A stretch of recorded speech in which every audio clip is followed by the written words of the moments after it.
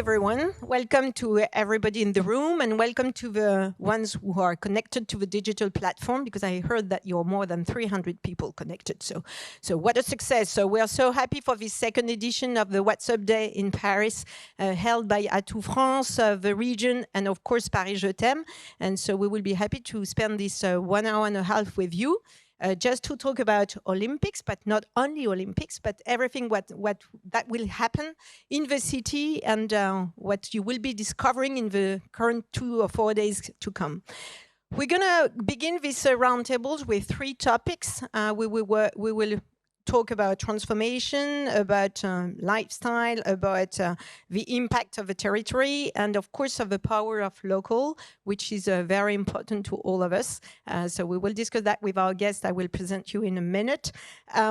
Just feel free also to ask any questions after each roundtable. That would be interesting. So it's an interactive thing. So you can just hold your hand and ask your questions. Someone with a microphone will pass in the rows. And on the platform, feel free also to just ask your questions. Also, we have a moderator who will make the relay of the questions.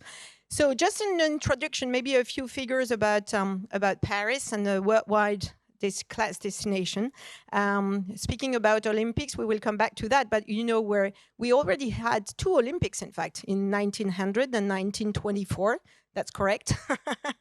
I'm just checking with my guest afterwards. So this is the 3rd time, in fact, we will be holding Olympics. So that's interesting. And just to remember, and I'm pretty sure that Pierre Rabadan will talk about that, but we are the city of Pierre de Coubertin, who founded the Olympics. And I know he had a dream. This was the dream of building a better world through sport. So we're here also to demonstrate all that and to show how it will impact the city of Paris and all the territory with this Olympics. Just a few words about the destination. 15 million visitors. We're back on track towards 2019. We had quite one of the quickest recovery after COVID in terms of cities. So we are very proud of it. And I'm very grateful to all the professionals that are here also, because they made it happen. So the success is really collective.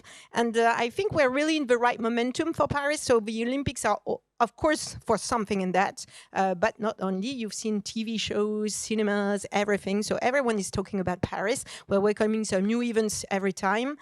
So we will share that also with you. But I think it's pretty much a good time to be in Paris. And as we say, Paris is always a good idea. So we stick to that. Some key figures. Just about business tourism, you know, it's about 50% of our economy of tourism. So this is important for us.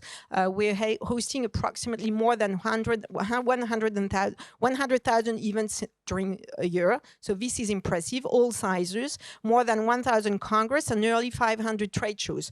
And among them, you know, we have some very huge trade shows and congress, which are very relevant in terms of worldwide what destination and what class thing. So this is very important for us. It's about 15 million revenues, as you can see, and we've been ranking as the 3rd city in terms of business for a few years now, so we hope that we will continue, thanks to you all also. And of course, our infrastructures are top priority also for all of us. In terms of hotel, just a quick overview maybe of what will happen in 2024, thanks to new openings, new hotels. As you can see, the numbers are impressive. But again, we've been asked quite a lot about numbers and what will happen with the Olympics and everything. But don't worry too much, because we've got quite a lot of rooms, as we were saying. So it's quite comparable to London, for example. And we are forecasting approximately around an occupation rate at the higher rate of 80 or 85% at the most of it. So that should be fine. So no problem to be there. So we're happy with that. What's interesting also is that we've been opening a few places, of course, during these years. COVID was also some very active years, but in the next few months, you will have quite a lot of openings. So you will have some photographs of the different openings that will happen. I won't quote all of them, but some of them, the Domaine Reine Margot M Gallery, nearly 100 rooms in Issy-les-Moulineaux. Then the Tribe Saint-Ouen, I know the one who are lucky to be with us today are hosted there. So this is a new hotel in Saint-Ouen, 112 rooms.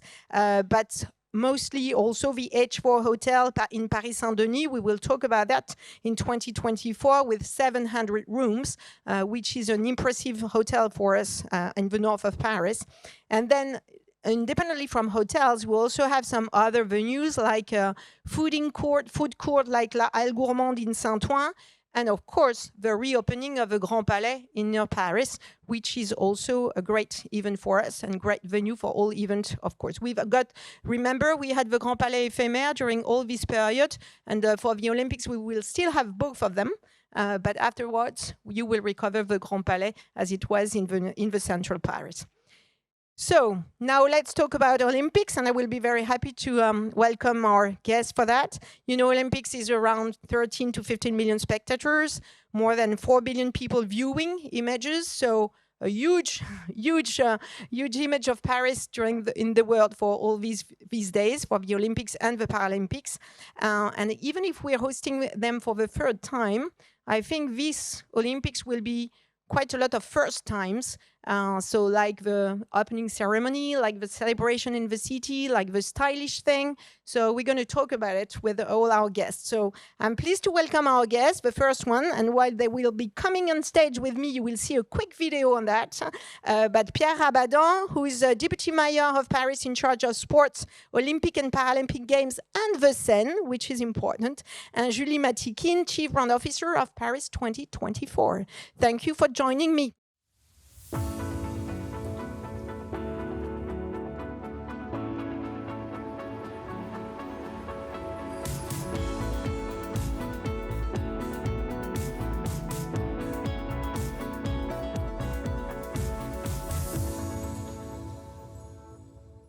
So Pierre Rabadan, I know you're a former professional rugby player, so you know everything about sports, so that will be interesting. And so you made also a career at commentator for Canal+, so you're very used to this exercise, so no problem for you. And then you joined in 2015 the office of the Mayor of Paris, Anne Hidalgo, and you're in charge of the next Olympics just to be coming in 2024. And Julie, you've been, in fact, joining the teams of Paris 2024 very early because you were there in 2018 as a brand director. And then I heard that you also accompanied the bid before. So you know everything also about it from the beginning. So that will be interesting. So maybe we can begin with that. One of the key leverage of the next Olympics and what guided the choice of Paris, the culture, what will be happening in the heart of the city. And I think this is a strong DNA thing for these next Olympics, just to be held into the city and just be in alignment with everything about culture and spirit, French spirit, I would say, even Parisian spirit, maybe. So maybe, Julie, you can begin. You have a few slides just to share with us on that. Yes, absolutely. Okay. There is indeed a vision behind those games, a vision that we thought about in 2018 at the very beginning. It is to open wide those games to the world. This is a kind of promise. This means a lot of stuff. It is a method, a way of working, but it is also, I would say, a mindset. Open the games to the maximum of people, open the city to the world, coming to attend an extraordinary experience. And it comes with proofs. I would say. I'm trying to go to the next one, but it's not working. Okay. Here you can see images of what it will be, because it will be honestly exactly like that. The first expression of this games wide open stuff is, of course, the concept of those games. It will be organized in the very heart of the city. There will not be, like you can see usually, Olympic parks, far away with specific access system. No, here we are mixing the city and the sport. We are creating a different experience, getting out of the stadiums and bringing stadiums in the heart of the city. So it's a new way of putting together. I don't know why this one has came now, but that's fine. Um, Perhaps because I must be faster. Crisis of a director. Okay, It's to find a new audience. yes, absolutely. So I switch to the audience now, saying also that we are facing a challenge. It is to interest younger audience to the Olympics. It's not that easy to connect teenagers, young adults to what's going to happen.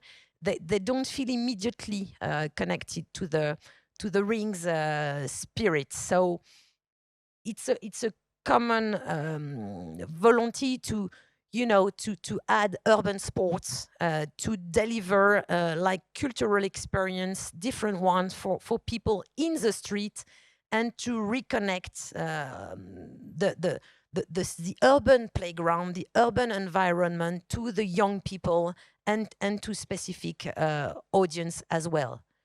Maybe if I can have Of course. a little bit, just for you to breathe a second.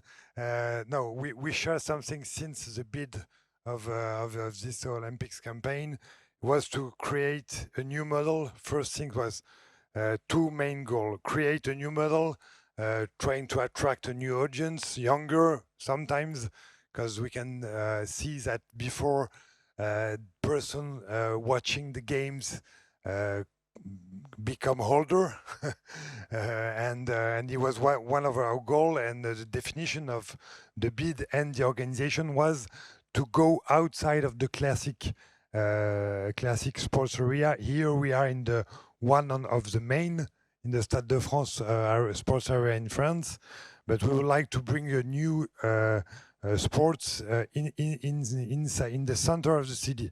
And the specific city as Paris, as the host city, it was really patrimonial, historical. So it's not easy to organize, but we want to push that idea firstly. And the second point was the points on the legacy of these games. And we will speak after that, but the legacy starting since the bid to a long time after, but we will maybe share it just after. Yeah, and I'm pretty sure that the new disciplines entering this year, in fact, the Olympics, helps also to bring some new people and new audience. So we will talk that with our second roundtable also with the mayor of Saint-Denis. But I think urban culture is really at the heart also of these Olympics in Paris. So this is important also for us. Yeah, we share that with the IOC, sorry, because they need to impact the younger audience. So they have to transform their model, and we want to change the Olympics and Paralympics Games models. So we had a commons, and we try to create a new definition of those games. And in the Paris 2024 organization, we have 24 Olympic Games around 10 kilometers of the village. So you have a centrality. Connection, a close connection to reduce, for example, all the transports for athletes and even for spectators. And in addition to that, if I can have the next slide, please. So I'm going to leave that useless. I would also say that the city of Paris and our country, France, is also delivering a message in terms of welcoming all kind of difference. This is quite important to us. You were talking about the previous time we hosted the Summer Olympic Games, 1924. In 1924, for example, I think there was 12 or 20 women competing. And in Paris in 19, there were something like 2 or 3. In 2024 in Paris, half of the athletes will be women. So it's a great achievement that France and Paris are exceptionally proud, to succeed, because it tells a lot about a society and a global ambition through the games. But also we have an equal ambition for Olympic Games and Paralympic Games. As you know, it is 2 different moments, 2 different events.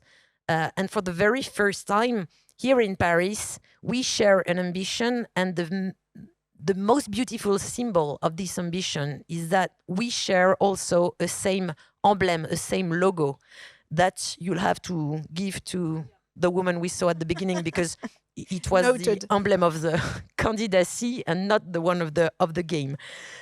So yeah, it is quite important that to understand that France and Paris have a mindset, a very specific humanist approach of thing, and we wanted it to be shared and delivered through the games. And perhaps, Pierre, just to finish with those big words, I would like the next slide.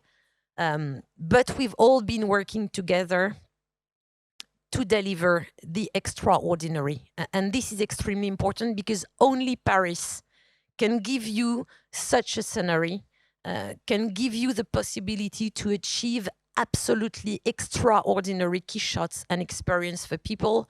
It will really be like this. This is not like an advertising picture.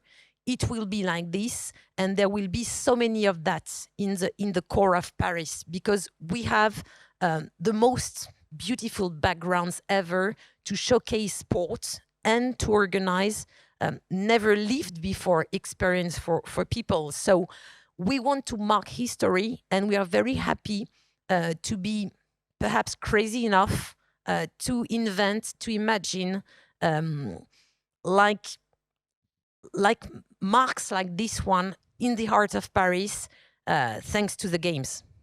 Thank you. I'm pretty sure that you want to jump on that, Pierre. Yeah. No, just seeing that topic and that image, I want maybe to say that we want to organize an extraordinary game for the benefits of the ordinary people, because we have the games time, and it's one of the most important things we never organized in France before for the Olympics and Paralympics. But we built together with Mathieu, the mayor of Saint-Denis, and all the common partners we have. We would like to create a legacy and the benefits, the legacy and benefits to the ordinary people, especially here in Seine-Saint-Denis. And since we're starting the bid with Anne Hidalgo, the mayor of Paris, we push on that way. The material legacy have to go in here, specifically in Seine-Saint-Denis.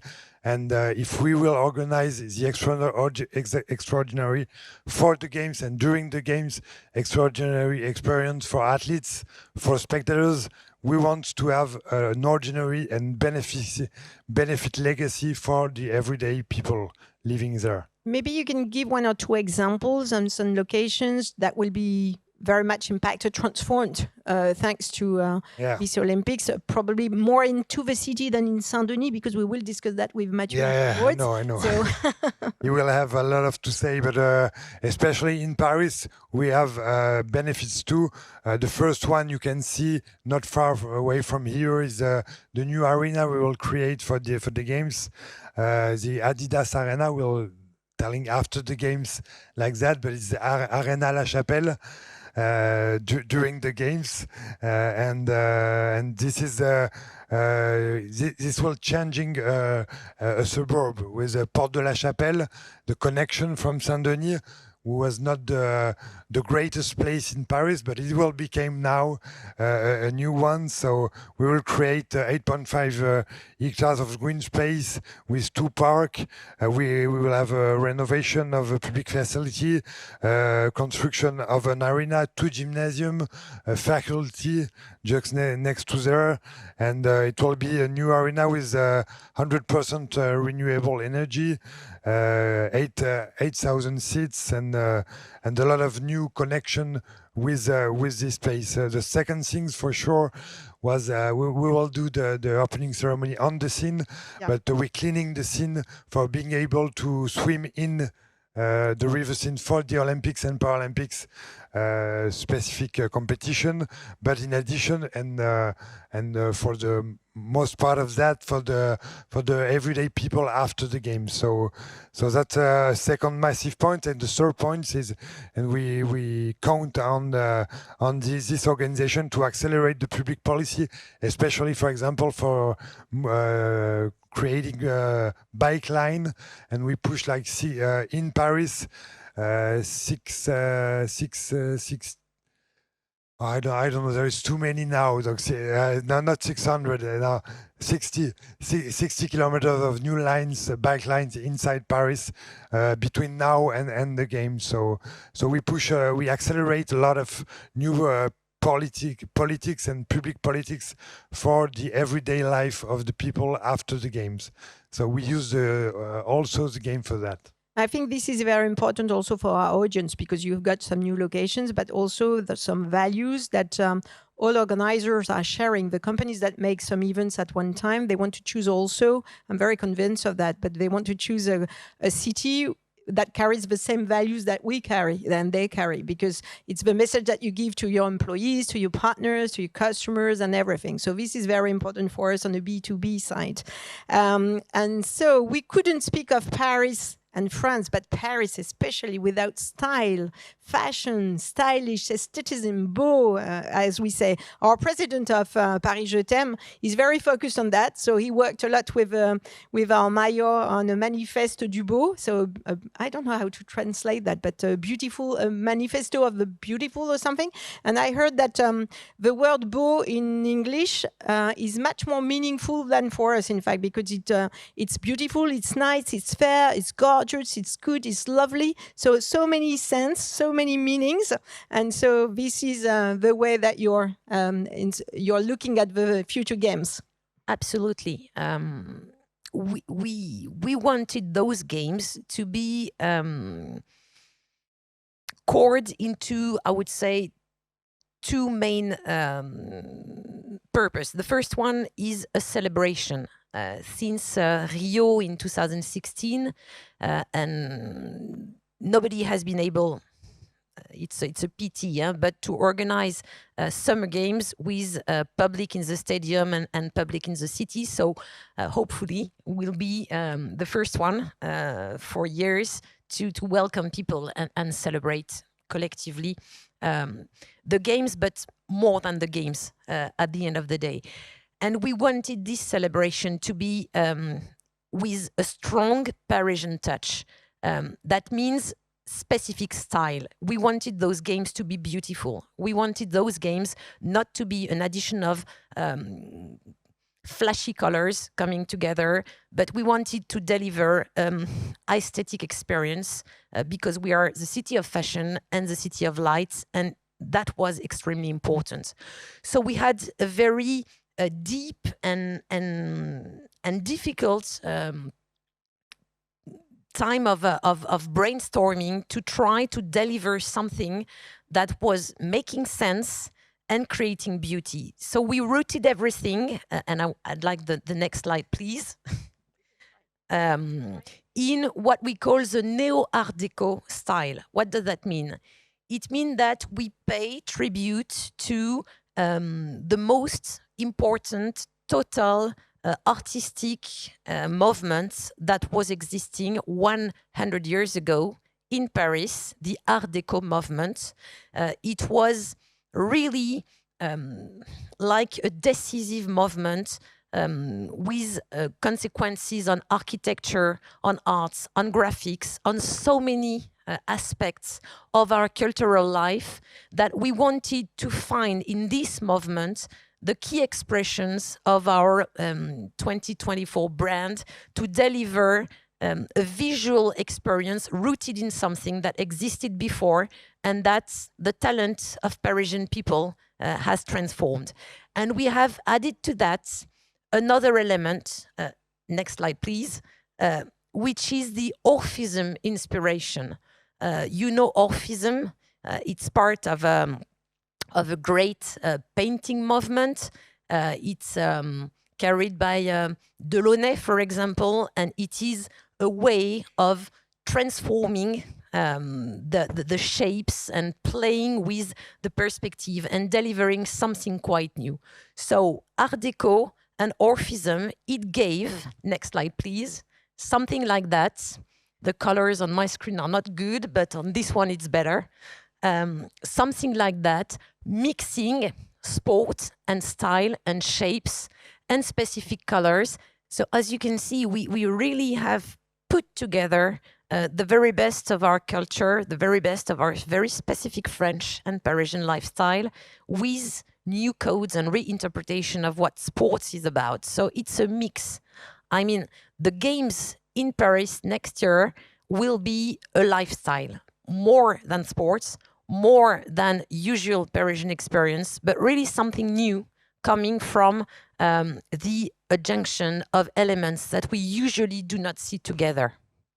Pierre, do you want to Yeah, add I'm pretty something? sure What that can Pierre I add wants. on that? Nothing. You sell better the city than I can do. So it was an important step for us because we have a lot of attempts on Paris 2024. And you told us why, because unfortunately, because of the COVID, we had an experience in Tokyo without publics, and we have a lot of attempts on Paris in general. So we need to be on something who looks like what the people we will wait for Paris. And here, with the explanation you give us, we share that we are on that way. So we're really happy on that.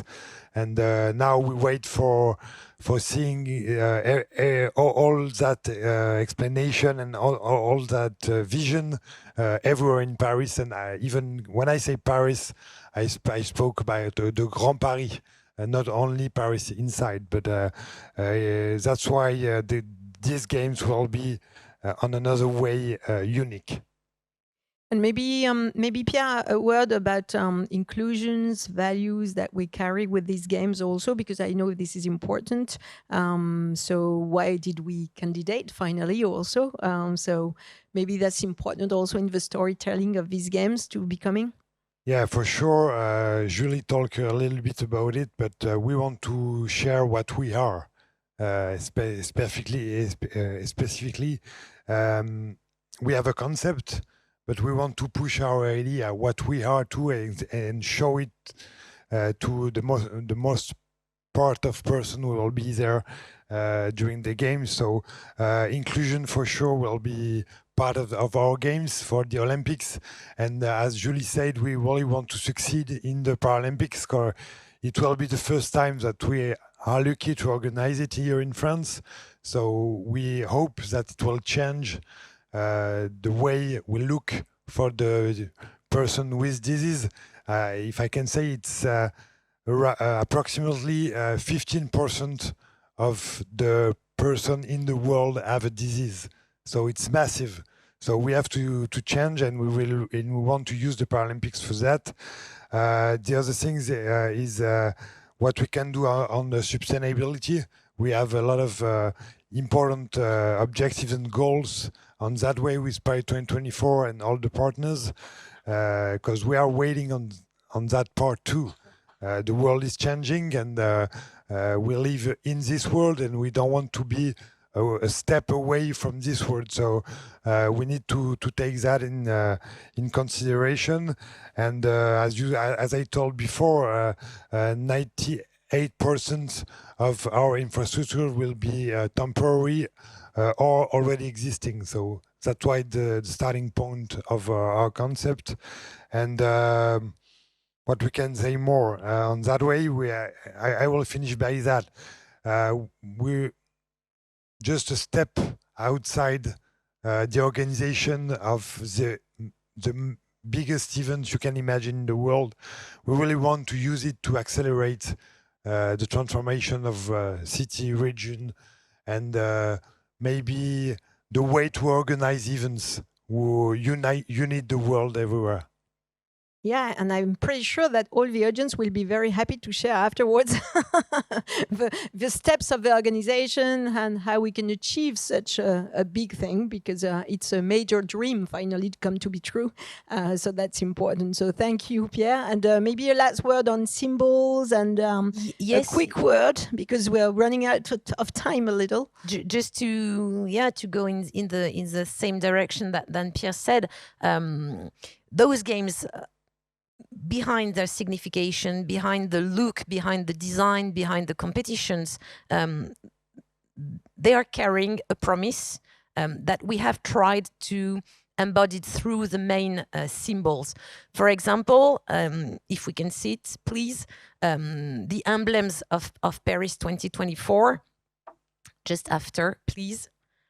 They are the, it may look like nothing, you know, but this is a major revolution, because this is, at the end of the day, the face of a woman to carry in France the biggest sports event. We are in France and we have the face of a woman talking about sports. Let me tell you that this is a big cultural switch in our country.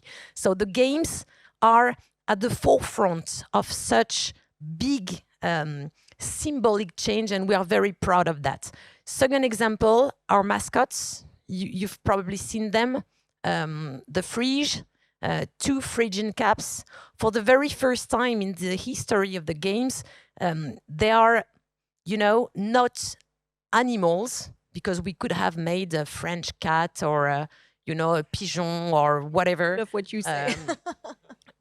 Or a little mouse. But no, we did not. We were thinking more about an ideal, you know, delivering a message through those mascots, saying that they are Phrygian caps, they are made for revolution. We are a country of revolution, so let's start now all together the revolution by sports. This is the message we send to the French people first and to the world. And last but not least, perhaps, and then I'm finished, another very strong symbol, which is the course of the marathon, both the regular marathon, but also the mass event marathon. This is a full story. It starts in Paris, it goes to Versailles, and it's back.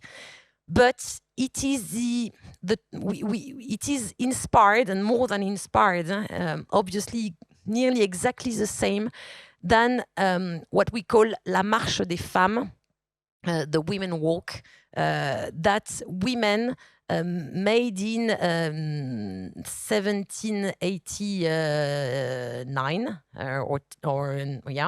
to go from Paris to the king in Versailles to ask for bread and rights. And they had the courage, you know, to go there and to walk and to ask and to be like an exemplary for all people in the world, because they succeeded. Because when they were back, we had the signature of the Déclaration universelle des droits de l'homme right after. So it was a decisive walk, and each walk can be decisive. This is the message we want to deliver through those games. Okay, thank you. Maybe Pierre, you want to share what's your personal expectation? Maybe with just something to share before we take some questions. Yeah, just if you have some questions, just prepare. Give me an hour to explain it, but not in quickly. When Julie explained that, I am just thinking of what was the way to speak about sports and Olympics at the beginning of this story than more than 1 century. And I can imagine that if they look, what is it today? Maybe it's a little bit shocking for us, but we can be proud of that. And to my personal answer is I want to be proud of what we did during and for the events, being able to welcome in the best way and the best experience during the Olympics and Paralympics game, and maybe telling that we can see quickly after the games why we organize it. To change the life of several persons, of the large part of person, and if we achieve on that way, we can be satisfied. Thank you. Any questions from the audience or from the platform? If anyone wants, we have just the time for maybe 2 questions. One, it's the time to go to the microphone. Or you can speak loudly if you may. So. And so if there's another one in the room or just for afterwards? Okay. Bonjour. Bonjour, can you hear me? Yes. Bonjour, my name is Philippe Hertzberg, and I live in France. I have an experiential travel agency called Secret Journeys. I'm very happy to be here, very excited. It's very inspiring to hear you and see these images of what the Olympics will be in a few months, really. And thank you, Paris Je t'aime, for your support. We are already working with a few sponsors, so this is very exciting for us. Julie, you mentioned the new audiences. You'll be happy to hear that it is thanks to my sons, they're my young sons, that we won the lottery to get tickets, because they actually were the first ones, and we got tickets for actually for the beach volley. And this is my question to you, and I have a question for you, Pierre, as well. But for the beach volley and all these amazing events happening in the city, what was the most challenging? I mean, even the opening ceremony on the Seine, like working with the CEO and saying, we're not going to do it in the stadium like it's been done for years and years. We're going to do it on the Seine River, putting the beach volley in front of the Eiffel Tower, the skateboarding, really, to your point, to reach new audiences. What has been the most challenge in discussing these venues with the CEO? And Pierre, just a question. I actually live between Paris and Versailles. 2 questions. I'm sorry. Very quickly, in Ville d'Avray, the marathon is actually going through our town, so we're very proud. We're also terre de jeu, and this is maybe interesting for the audience. Many cities around where I live, and many others, are terre de jeu, so we will be welcoming the fencing and judo practices before the Olympics, and that's wonderful for the city, but it could also be wonderful for, I'm thinking of tourists visiting the Grand Paris, as you mentioned. So I'll stop here, Corinne. Thank you. Question. Sorry. I know you, that's why. Okay, so I've been asked to answer very quickly. So very quickly, it's been a challenge, I can tell you. Globally.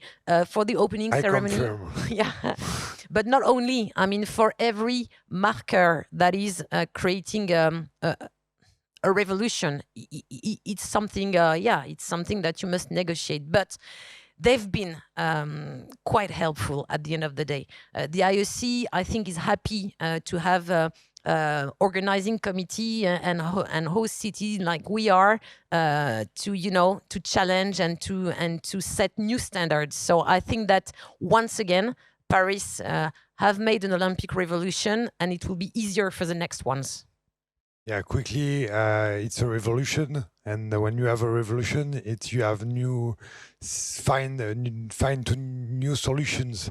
So the difficulty is to create some sports venue inside the city, and leaving the normal people who don't want to see this show and the shops and everything still working during those days. So that's the hardest things to achieve, but we will be ready for that, I can tell it. I'm sorry, I know you have a question, but we're really running out of time, and so we need to free the space and the stage. Thank you both. That was a pleasure to have you. Thank you. And to speak about legacy and territories, I'm calling Mathieu Hanotin, President of Plaine Commune, Mayor of Saint-Denis, and Departmental Councillor of Saint-Denis, in charge of sports and major events.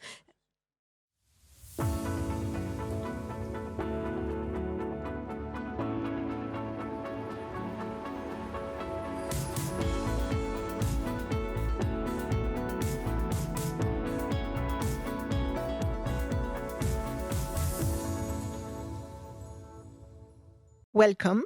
I know you're very attached to the, this is a difficult word, but revitalization of a territory. You want to improve the living environment and make Saint-Denis a peaceful, united, ecological and resilient city. As a mayor, that was the program where you were elected last June 2020. So I think this is a pretty much in line with values and the objectives of the Olympic Games. What's your vision of the Olympics for your territory, and how do you live that? What's your overall feeling about all that? You're in the first place now. First, we are very excited. We are very excited because I'm absolutely convinced that the Olympics will have a great impact on our territory. It's clearly an unique opportunity to show our ambition to the rest of the world, like in the movie. We will develop our touristic offer, our capacity to attract visitors and investors.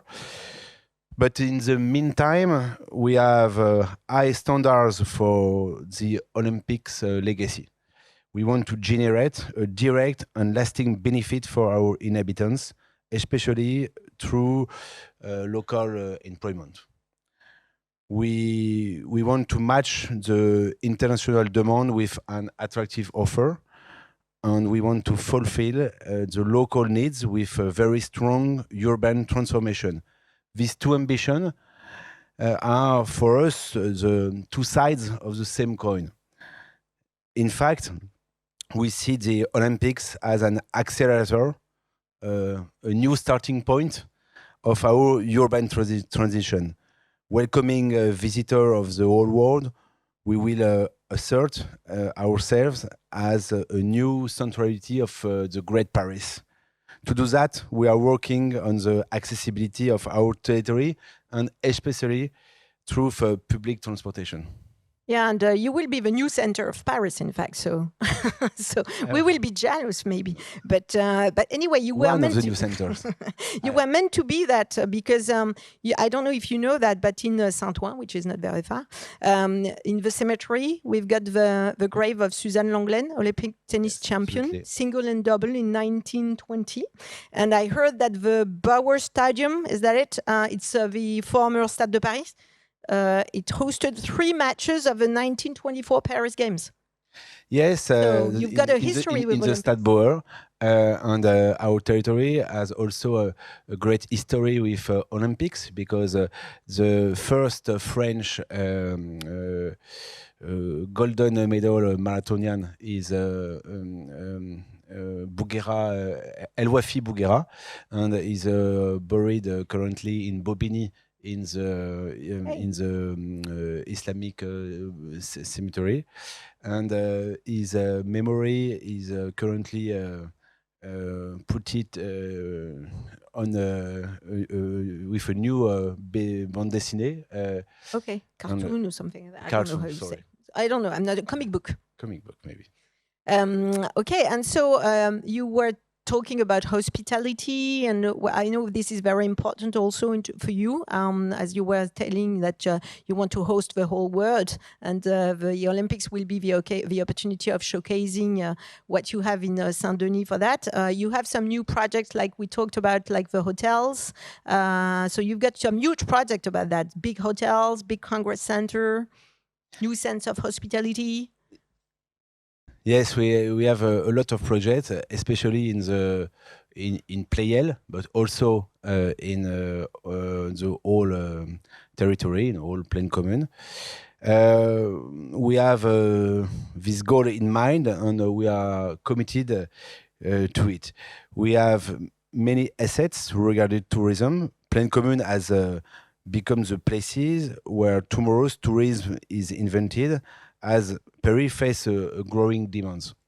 First, we are massively, as I said, developing public transport with 4 new metro lines in Playel, especially 13, 14, 15, 17, 16, and 17. A quick way to come to Paris. Absolutely. Something like 8 or 9 minutes to Châtelet.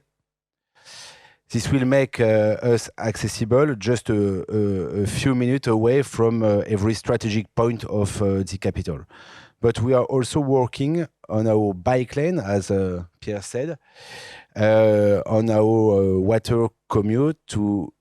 So you will just have to pick what you like most. And what's... And do everything. Absolutely. Here in Saint-Denis, we want to develop the most important touristic platform in the region for 2028. 4,000 new hotel rooms, at least, and an entertainment district in Playel with culture, sport, nature, especially around the Seine. And our new offer in terms of hotel activities and catering allow us to develop a new vision of hospitality. We are promoting high quality of service as well as sustainability and adaptation of climate change. Our buildings are designed to resist peaks of temperature in the summer and to be isolated also, and It's warm in important. the winter. So it's the new city, and we have to think the sustainability, especially with tourism. Yeah, of course, and I think it will be a good place also for MICE tourism, as we were talking, because you've got some very big number of rooms and services for congresses and shows or conferences and whatever, and the proximity with Paris, like we were saying, because I'm not selling only Paris. You've got so many things also to see in your territory, but the proximity is For very easy. conference, just connected to the Tour Playel, we will have a new center of conference in 2025. It should be open at this moment. We will be happy to welcome you for the next WhatsApp Absolutely. Day in 2025 for the opening. And next year in the hotel yeah. in 2024.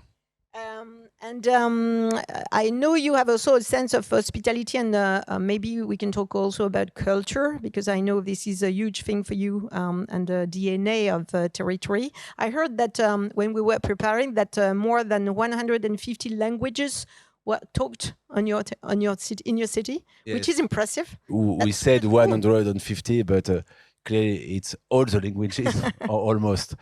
That gives a sense of hospitality. This is key. Absolutely. And if you never tried the market of Saint-Denis, you should, because it's a beautiful experience for all your sense. And so talking about culture, maybe we can talk a little about urban culture, because you're very much involved in that also. So We also were candidate. yeah, I know. But you've been working for a legacy, so that doesn't matter. So, but I know you were candidate for a European City of Culture. Or ECOC, but we can't win Not each time. You've got the Olympics, which is cool. But maybe you can give us a few words about your project in that area. I know you've got a hip-hop museum, you've got some street art avenues and things like that. So yes, we will have. We have on hip hop, on street art, absolutely wonderful project in an area just around here. Sorry, on the site of which is called Cathédrale du Rail, former building of SNCF, which is abandoned for a long time, and we will build a new neighborhood with the most important museum of street art and hip hop. We had a wonderful exposition in La Philharmonie this year, and we will give the next level of this dynamic. But for us, urban culture is at the core of our patrimony, because people here from everywhere. The cultural offer is infinite. We try to value that and to make it visible for everybody. We are currently working on the Street Art Avenue for the Olympic Games, from La Villette to Stade de France by the canal. maybe you can have a walk there afterwards. An open museum, and to create some new places, like a new contemporary art center in the center of Saint-Denis called La Villa Dionysos. This is a legacy of our candidature of ECOC. This is just an example, because also in Saint-Ouen we have l'Institut du Hip Hop, a place for street art in the Babcock place in La Courneuve. And we want to promote our immaterial patrimony, and we think that this cultural potential is absolutely incredible, and we want to show it to the world and to exploit this potential. Yeah, and it's probably reconnecting with what we said before with the connection to younger people, because this culture is also a way of driving younger people to culture, and urban sport, urban style, urban art is a way of doing that. So that's pretty linked to the Olympics and the values that we want to carry with that. So that's interesting. That's very impressive. Do you want to add something before we take maybe some questions? We have a lot of opportunity and a lot of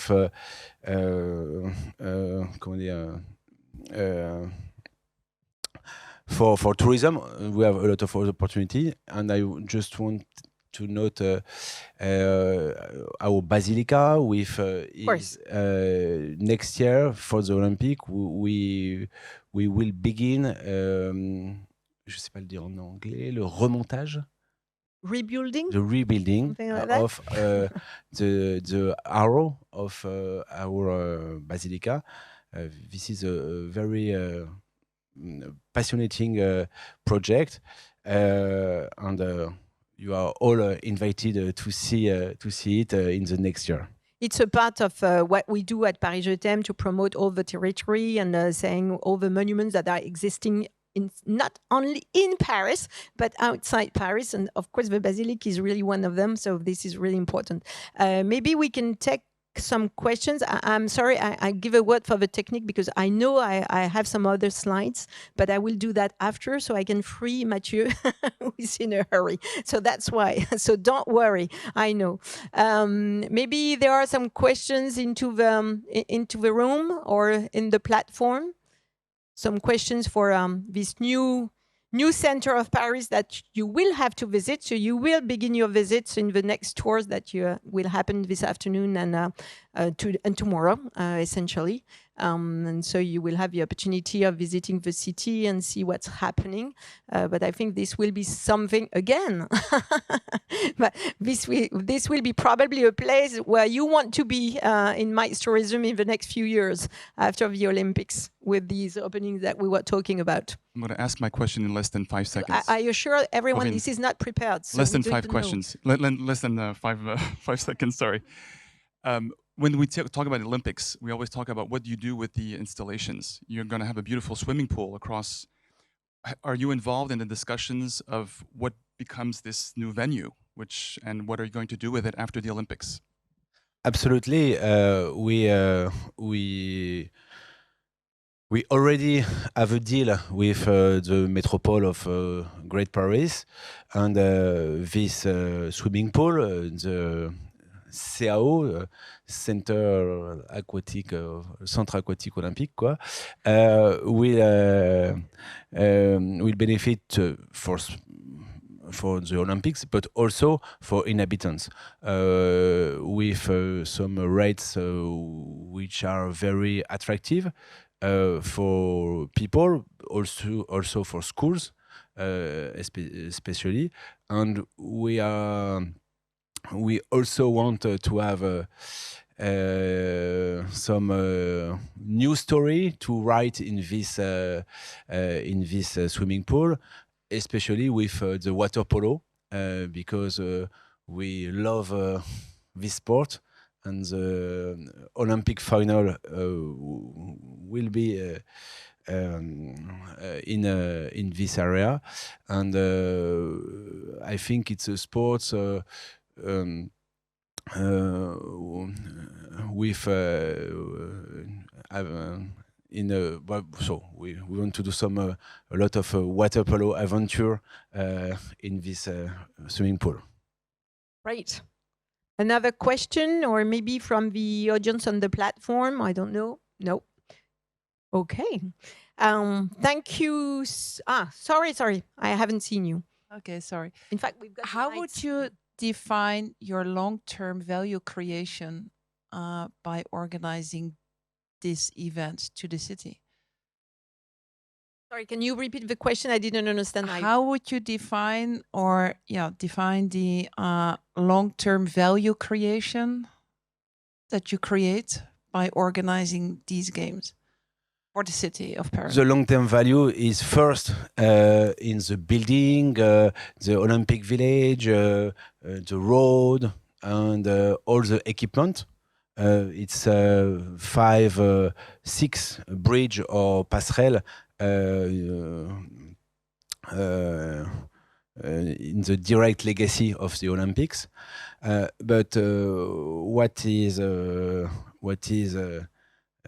in the game now, it's to do more with to manage to have an immaterial heritage for employment, for economic development, and that's why we are here. And for today, for tomorrow, it's a fight, and we are here to have it.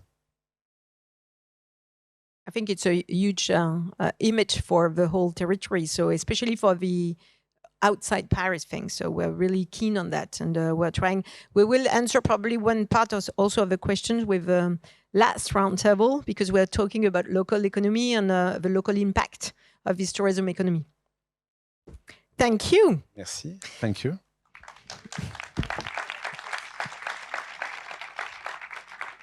So, thank you. So just a few words about your urban culture. I'm not in the right order, but that doesn't mind. Just to tell you that Paris Je t'aime Office du Tourisme will be opening a new event, a new location. So we will be completely immersed in the urban culture with a new place, which is Spot 24 at the bottom of the Tour Eiffel, of the Eiffel Tower. So magnificent place in the heart of Paris, but again, and it will be really, it's 1,000 square meters dedicated to urban sports, dedicated with the Olympic exhibition in linked with the foundation, the Olympic Foundation and Museum, the only one Olympic exhibition in Paris at that time.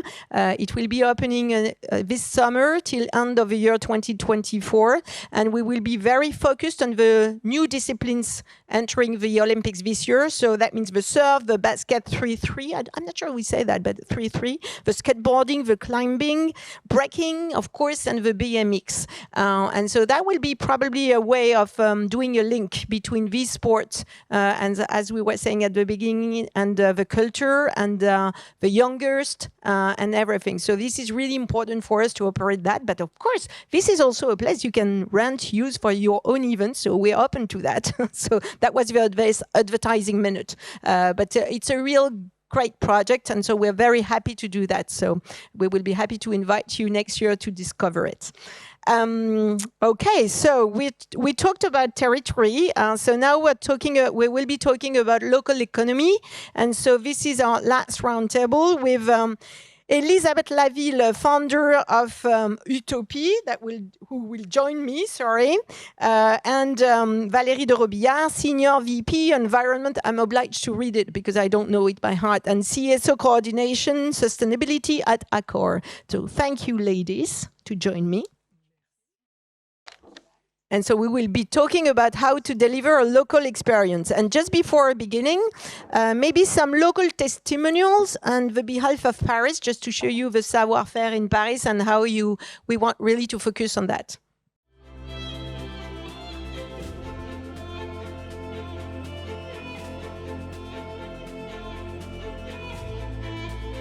Le Paris que j'aime, c'est le Pont des Amoureux. Pour moi, c'est super joli et puis ça parle de tout. Tout amour, amour avec un grand A.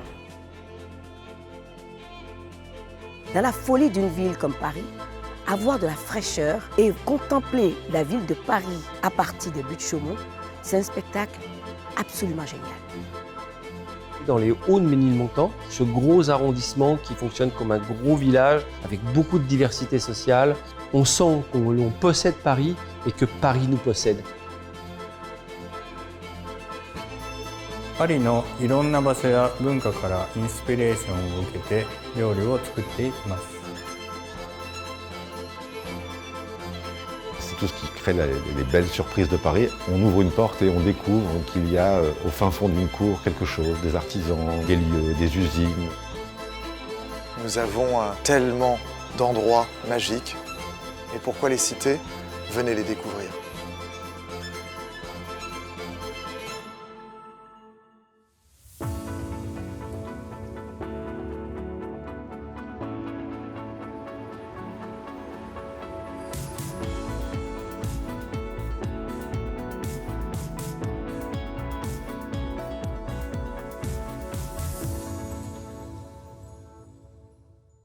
So, Elisabeth, you created Utopia in 1993. Which was a long time ago. You were a real precursor on Don't this. mention it. But it's dedicated to sustainability, and that was way before everyone. So that's interesting. And Valérie, in fact, the funny thing is that they work together. So, but I didn't know that before. So, but they know each other very well because they work together. Because Valérie worked for 22 years in sustainability, and then she joined Accor a few years ago, and you coordinate. A few months ago, sorry, and you coordinate all the actions about sustainability. So, but so that will be the theme of now, how to deliver a local experience, how the tourism impact the local economy, and so how we work that. So maybe for you to begin, Accor is a well-known brand. You've got quite a lot of hotels, and I know you're very attached to the role of the hotels in the local environment, neighborhoods, and for sure that changes quite the neighborhood when you have a hotel which is open for the residents and everything. So maybe you can talk a little about that. Sure, of course. So indeed, most of our hotels are located into urban dense areas across the world. So it's 5,400 hotels across the world, most of them into cities. And the important thing for us is how we position these hotels as part of the urban fabric, and how we make these hotels to contribute positively to the making of the sustainable urban life. So, as industry leaders, our duty is somehow to be change makers. And we are convinced that the way we design places and we think and plan experiences, because we all know, and we discussed that a great deal this afternoon, that experiences is what is going to make things different in the end.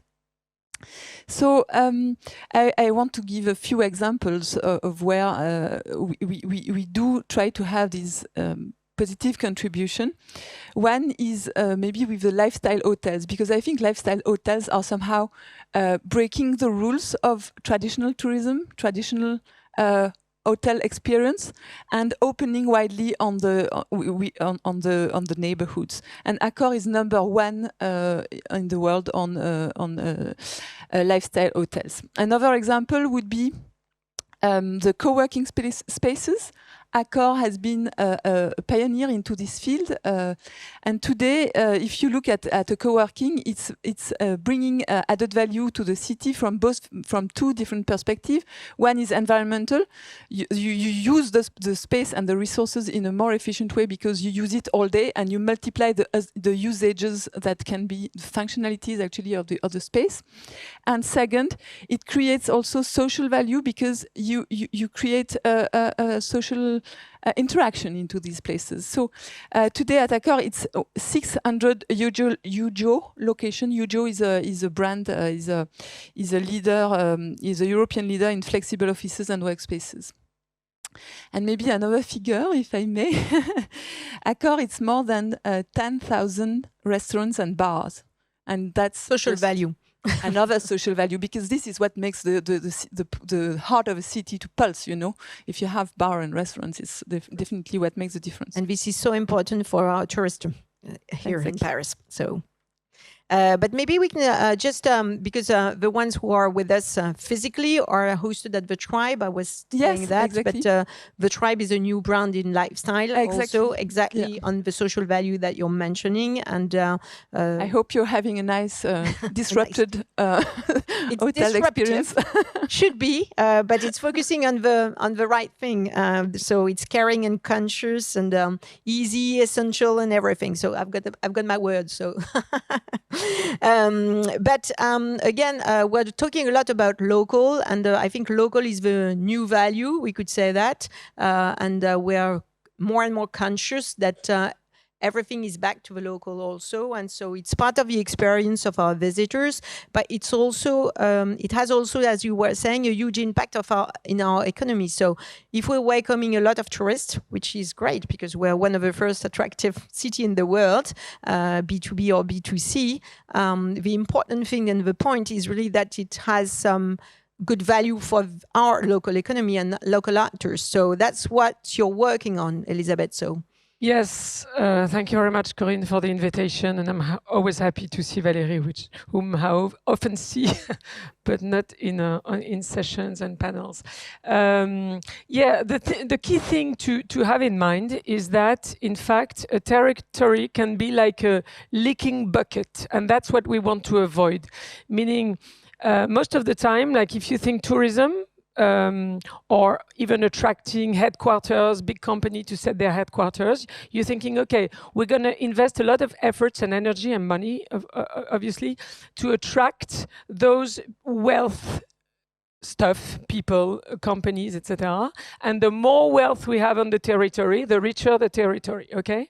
And that's what we're trying to do with tourism, obviously. We say, okay, we're going to attract a lot of tourists, ideally rich tourists, but all tourists. And then, and to have them, of course, enjoy the place and spend money in restaurants, hotels, attractions, etc., etc. So we're going to be rich. But that's one side of what wealth is about, local wealth is about, and local economy, because the other part is the one that is most often disregarded, is are we able to retain that money and to foster the circulation of that money in the local economy? And if we don't do that, then we are exactly like a leaking bucket. So we put a lot of wealth money in the bucket, but we don't see that, in fact, the money, as soon as it's in, it goes out. Why? Because the restaurants, the hotels, everyone is buying whatever they need outside of the territory. Okay, so the money goes in and we say, oh, great, we're very rich, but then it goes out sometimes immediately. So it's a bit like, this is called by economists the local multiplier effect. And in a way, it works like a pinball. You know, if you've ever played pinball, the more you keep the ball in play, the more it bounces in between bouncers, then the more the higher is your score. And you can get extra balls, etc., etc. So it's really, local economy works like a pinball. So if you put the money in, then you have one ball, but you're not able to diversify your economy so that, and this is in a way what local currencies are trying to force, because you cannot spend the money outside of the territory. So the money will need to bounce, will be forced to bound between local players, and it will. And the local multiplier effect is such that for €1 that comes in, you can get €3, €4, €5, and sometimes more for the local economy. And this is key because, for example, if you take, and we produced the data for this session, but if you take hotel and restaurants in the Greater Paris area, so Paris Employment Zone, in fact, you have 56% of procurement from hotels and restaurants that are not, in fact, done in that area, okay? So 56% goes out, okay? And then if we take not only direct procurement, but everything that's needed, all the supplies needed for hotels and restaurant activities, then it's 84% of the money that could stay here and create jobs and create social bonds between people and stuff that is in fact going out. So it's really important not only to stick to, oh, we have a lot of tourists and they spend a lot of money, and that's fine because we're creating a lot of jobs. And that's something Accor is working on, also on sourcing locally, because this is also something which is important, because we're going to find some keys to do that and make the money stay here. Yes, that's correct. I think more globally at Accor, we have 3 levels in order to have a positive impact on local economy. The first one, obviously, is employment, because the euros we spend is also the euros we spend on salaries, obviously. So in Accor, it's 230,000 employees across the world, 80 new employees per year in the world. And again, half of them had never had a degree or been involved in hotel industry before. So it's a huge impact on the community. It's not big wages, big salaries. We know that, and this is a problem that everyone is in the industry is trying to tackle. But it's a lot of people involved and a lot of wages and salaries on the ground. But what is more important is the social elevator effect that we can drive from there. For instance, there is a Joe and Joe here in Gentilly, next to Paris, in the south outskirts of Paris. And we have a partnership with a local municipality in order to recruit youngsters from just after school that would come and work for Accor. So we have some local partnerships like that in order to provide very local employment. But what is more important is also the second layer, the lever. It's the local purchase. Of course. So that's so easy maybe for all products. It can't be done for all products, obviously, but we tried to start somewhere at least. Out of the 5,000 hotels and more, it's approximately 2,300 hotels who are committed to local supply for food and beverage. What does it mean? It means that they are committed to provide at least 10 regional products into their menu. And by regional, we mean in-season fruits and vegetables. So this is very down-to-earth measures, but it pays. And there is another example within Paris in the 13th area. It's an Ibis style, so it's not only for high-end hotels, it can be also for budget hotels, where there is a partnership with an NGO which provides fruits and vegetables which are seen as not proper for consumption because they are ugly or too small. So it's more than 250 kilograms per month that are saved from going to the trash and actually being used for food. And do you think this is something that customers are aware of, or maybe agencies are expecting actually, or? Probably not. I don't think customers are not as much as enough, like or aware enough. But what is true is that there is a demand for more sustainable travel and tourism. There was this study. I think among customers, 49% believe that there are not enough sustainable travel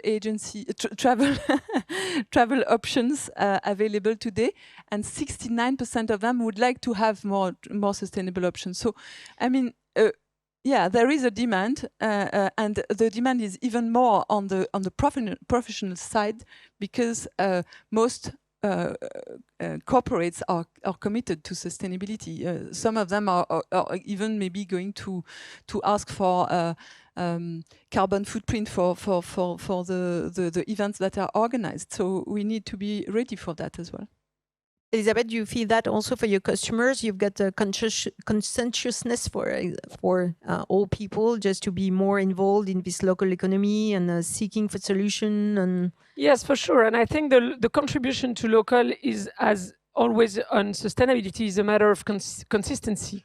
So if you want to promote yourself as a business that is committed to local and local culture, local economy, local people, then it's also a matter of consistency. So people expect that from you, but their expectations, if you start talking about this, they're going to have higher expectations, okay? So they will obviously be more sensitive to, oh, here they say they're local, but on the other hand, I don't know, they give me Coke or whatever. Okay, so consistency matters, and it really makes a difference, because like today's consumers, whatever generation we're talking about, are more educated about what it means to be local. And so obviously they will expect you to act, and you can very well, like, it's not a matter of being perfect. Everybody knows that no business can be perfect, but what we expect from businesses is at least that they are honest about what they do, what they're trying to do, and where they fail, and where they're just having difficulties. And local, especially if we're talking local procurement for hotels, restaurants, is difficult sometimes. On some products, you don't find a local offer. So you need probably to work collectively at creating a local offer that will be ready, maybe not today, but in a year, etc. It's a commitment, step by step. Anyway, just before giving you back, giving back on some figures and maybe some tips to share also for everyone. It's exactly what we've been doing with you guys, in fact, and some partners with Hospitality Charter. So we're working on that collectively with all the professionals of the tourism industry in Paris. We've signed last March a charter for welcoming the major events, and that includes these sorts of commitments. And we're working on a hospitality manifesto before the Olympics that will be hopefully doable for this summer, at least September. And this is exactly the key. It's how we can make this happen all together, how we're committed to live together and find the right solutions. And so we've been working on different segments of industry with all of professionals, just to try to find some ways of having a more resilience, but more local sourcing and more integrated local environment. That means when you come and make an event in Paris, you have to be contributing somewhere in our local economy and local environment. If not, it's not respectful in both ways. So we've got to be working together on this. And so we've been working afterwards on each segment of the industry which is concerned. And you can see, so accommodation, activities, transportation, and everything. Each of them has some different level of engagement and commitments, of course, because it's different. But we're working hard all together just to try to find the right way of doing that all together, but including also, of course, institutions, but also the residents and the tourist itself. So that means when you're a congressist, you've got to be also respectful of what you're doing when you come to the destination. So this is a huge work that we've been beginning. So hopefully it will be held in a few months. So we're working on that. But I think it will be also a commitment for all of you, just to be reassured on how we spend the money on the territory and how it impacts the day-to-day life that we have also in Paris and the greater Paris. I know Accor is a big partner of this charter, so I think this is also a leverage for you according to the customers, because it gives responsibility, transparency or something. So yes, as far as I know, it's 20 Parisian hotels that have signed the charter for now, and most of the signatories are big hotels, important hotels near the sites that host the major events like Porte de Versailles, the CNIT in La Défense, or the Palais des Congrès. And in my view, what it will bring is additional transparency and responsible business practices within the Olympics, but it's not only about the Olympics. The legacy it's the legacy of it. We spoke about that before, and it's just another proof point that at least Accor, but also all the other signatories, and I think it's something we have to do all together, because we won't succeed on our end only, is willing to be part of a solution and to be in a contributive mode rather than into a predatory mode. And this is really super, super central for us. And maybe just to add to that, in addition to the charter, there are going to be some very, again, down-to-earth and very symbolic actions that will be taken during the Olympics within Accor Hotel in Paris. First is the end of single-use plastics into the hotels. And second is the fight against food waste, which is a big problem, as you all know, and very down-to-earth problem. As you were saying anyway, all the leaders in these segments, all of them, have to be an example.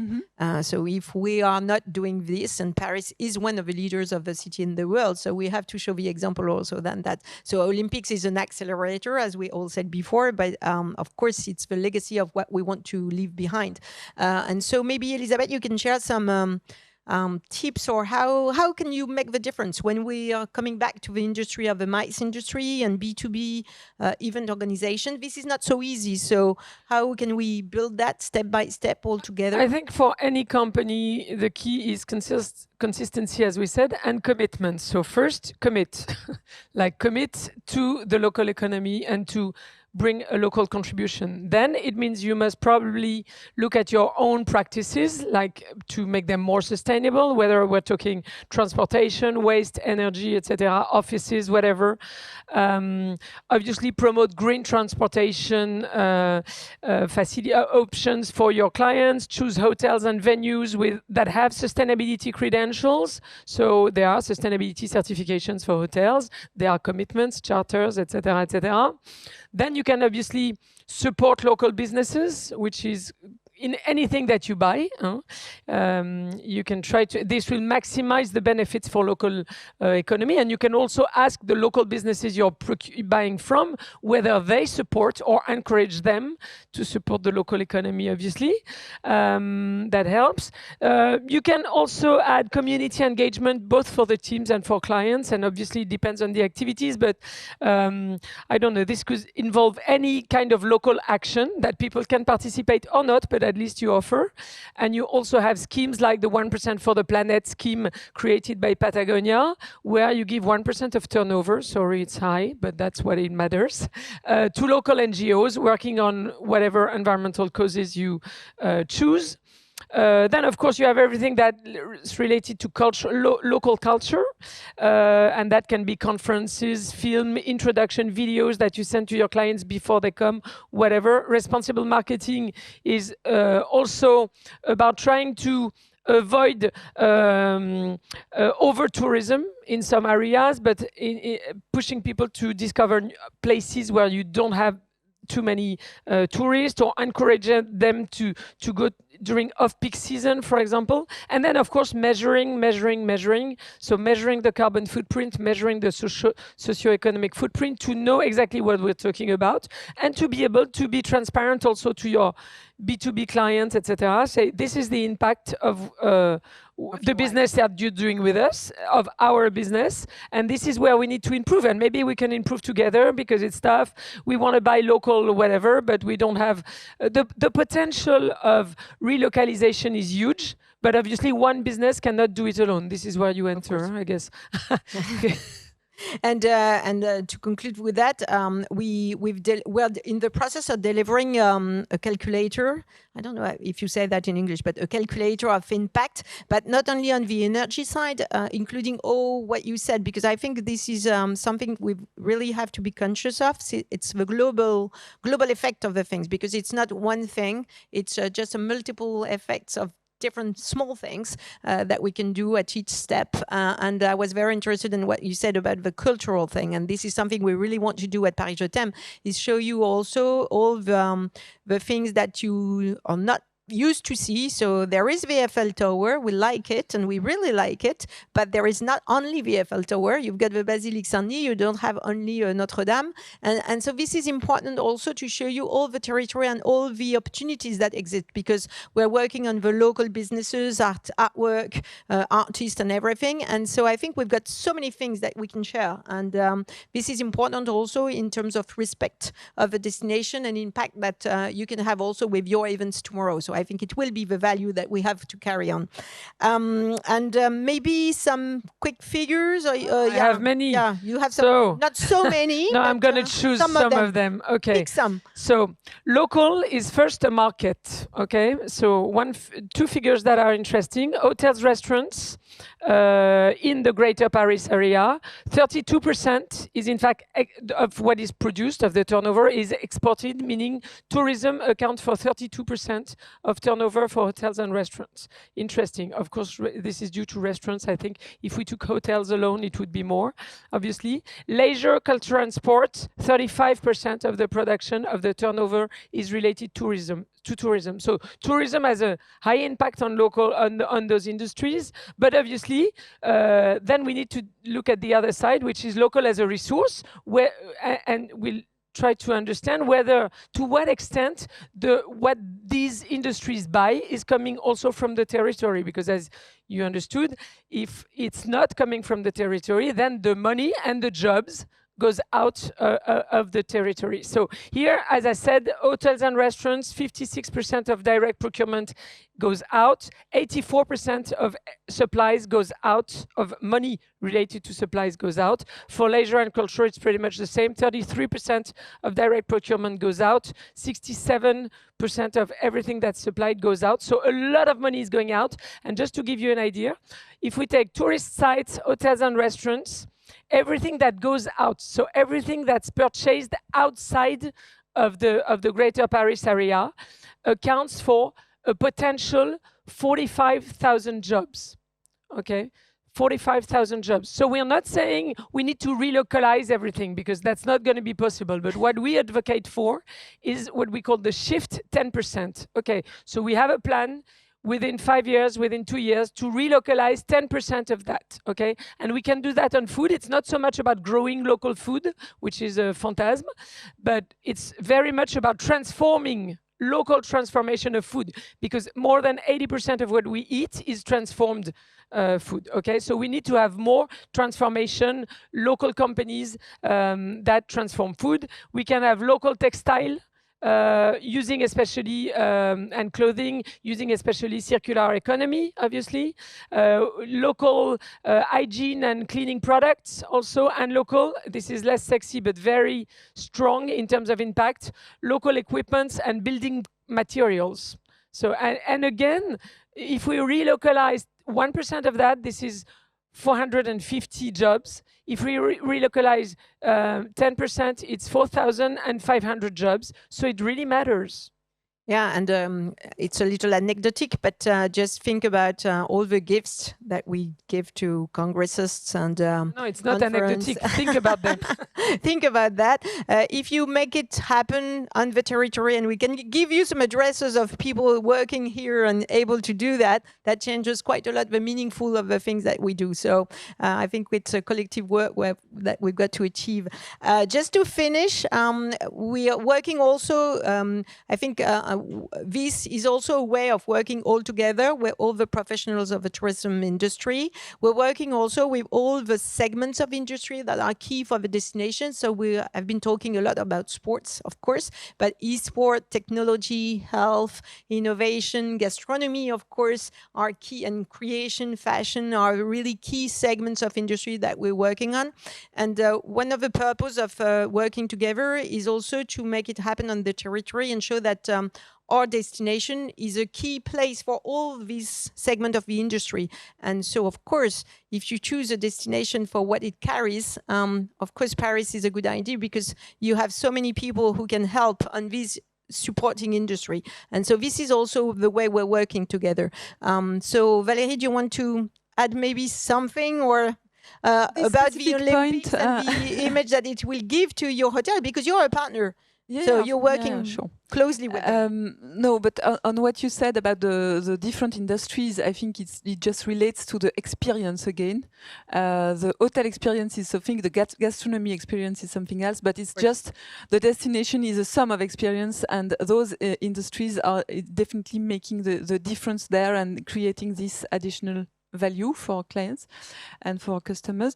But no, just in general, what we talked about legacy a lot before. And I think the Olympics and Paralympics are a tremendous lever for change and transformation into the city. Even though we want the people to experience the old Paris, it will still be an occasion to bring new practices, new ways of living in Paris. If we see the village, the Olympic village, it's going to be quite impressive in terms of building of green buildings with low carbon assets, etc. in the end. So I believe that it's our duty to take advantage of this momentum and to add sustainability into the experience. Thank you. Are there any questions from the room? The microphone is just coming, I think. We have quite a few questions from the internet audience. Okay, so let's begin. Take two. And we will come back to you afterwards. We have a bunch of questions about the question of hotel availability during the Olympics, and rate control. There's quite a little bit of availability worry about that. About availability, we don't hear that much. So yes, the availability of hotels during the Olympics. I think it's part of a charter that we committed to transparency as well on the rates and on the availability of rooms. Well, it's the case for the rooms that have been booked for the Paris 2024 teams. For the others, the plannings are opening in the next few weeks, because usually it's 1 year before, so it will be just imminent. We're working actually in the within the manifesto. In fact, the hospitality manifesto, we've been working on that a few days ago. We're working on a sort of pricing list or something, at least not obviously one unique price, but prices according to the different buildings, different classes, etc. But some way of having some good information of the public, just to be sure that prices don't increase too much, indecently, I would say. So we want to stay decent, and I think it's really the part, as we were saying, of the philosophy of the games that we want to have in Paris. So this is important for all of us. And then I was saying in introduction that from our estimation, actually, on the expectation of numbers of people to be coming during this summer, and for the Olympics especially, we're at an occupation rate. We're expecting an occupation rate between 60 and 85%, actually, according to our estimations. Because don't forget that most of the people coming for the Olympics are from the neighborhood, from Île-de-France, and essentially 80% of the public is national. So only 20% of people are from outside the country. So that means it's not very different for us from a regular summer, I would say, in terms of hosting foreign people and things like that. But the main difference is the number of people living into the suburb of Paris and coming and forth. So we call them the excursionists. I'm not sure we can say that also, but people who are coming in the morning and coming back, but they're not staying in the hotels. So we're pretty confident that will be fine. Obviously, there will be some areas where it will be difficult when you're very near to the stadiums or sites or things like that. But for the global thing, we've got such a number of rooms, including some very close cities like Chartres, like Hauts-de-France, etc., that are so powerful in terms of number of rooms that honestly it should be okay. But the planning should be opening in the next few weeks, and you will also have a platform, a booking platform in our website. So if needed, you can also call us on that, on B2B and B2C side. So our teams will be helping, of course, if needed. Another question? I don't see you, so. There was another one? There was one, no, but I thought there was another one at the platform, but there is one here. Third row, fourth row. I don't see third.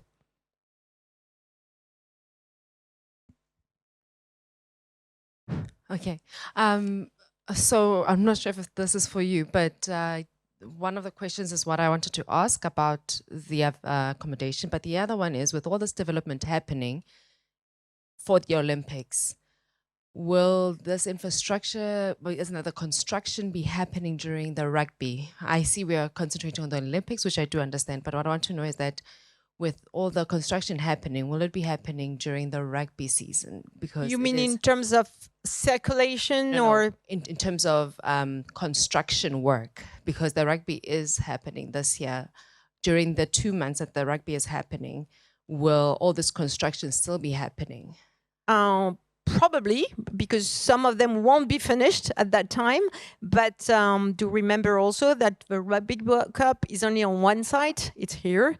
We are holding, I think, 8 or 10 matches. I don't remember. I think it's 8, but I'm not sure of that. It's very it's finally quite easy because it's only one location. So the access of the Stade de France and everything will be, of course, prepared for that. But we're not so worried about the other things because it's not exactly the same the same environment as the Olympics. The difficulty of the Olympics is really the multi-site thing because it's everywhere, and especially in the heart of Paris, which is not very convenient, of course, and not very easy. So it's a huge ambition, and so I'm pretty sure that we will achieve it, of course, but it's a huge ambition which is complicated to achieve. For the rugby, we don't have these alarms or whatever because it's quite simple finally, considering that. And for the construction, of course, you will have some work into the city on different things, but most of the sites for the Olympics are just beginning probably in April or May. So the end of the year should be relatively okay, fine, despite some certain areas like probably Porte de la Chapelle with the arena, which may not be finished. But I think the calendar, I'm not sure of that, but I think the calendar was before the end of the year, so it should be fine also. So no too much worry about that. A last question, maybe? Okay. I don't see the hand, so please scream if you have something. Thank you both. That was great to have you on board. So thank you. Just to finish, you've got the different tours. So for the people who are in the room with us in Paris, who are lucky to be there, you will have a new way of rediscovering Paris and different angles. So we talked a lot about street sports, urban, different center of Paris, like the north, the west, the east, the ways of we embody the games and for meaningful events and everything. So that would be a great time. Hopefully you will have a great time. I'm pretty sure of that. Let's not forget also that Paris is hosting quite a lot of major events. So we have the Rugby World Cup, as we were saying, but also the marathon each April, Roland Garros beginning in a few weeks, the Tour de France in July, and of course before the Olympics. So we have an history with sport events, and I think it's important also to remind that. And we're happy to welcome you in each of them. And then a last thank you to all our partners, the Stade de France, of course. Thank you for hosting us. I know you have a special visit for the people who want to, a special visit, a private visit of the Stade de France with our teams just afterwards, if you want to. Atout France, of course, the Paris Regional Tourism Board, which was our partner also, Accor, Air France, Eurostar, R2 Travel, and Ikebana, who helped us also with all the parcours and the routes you will have to. So thank you so much for being here. On behalf of the teams of Paris Je t'aime, I thank also all the teams, technical teams, marketing teams, all the teams that made this event happen, which is always a big deal for us. And probably a meeting next year. We will do it again next year, even if it's 2024, especially if it's 2024. And before leaving you, maybe a quick overview in video of the Paris actuality in the next 3 months. This is important also. Global program of culture events, openings, everything. As I was saying, it's the momentum of Paris, and Paris is always a good idea. So Paris Je t'aime forever. Thank you.